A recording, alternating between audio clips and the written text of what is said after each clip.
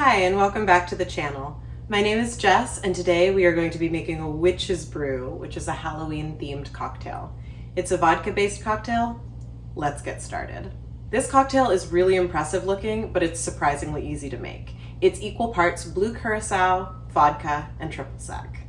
The first step is to prepare your glass. You'll need black sanding sugar and a wedge of lime. Take your martini glass and the wedge of lime and run it around the lip of the glass.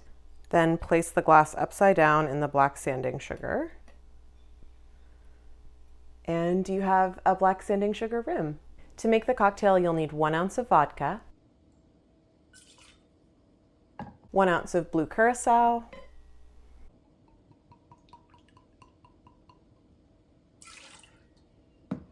1 ounce of triple sec,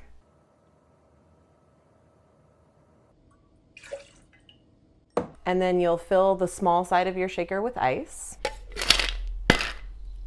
and shake for about 15 seconds.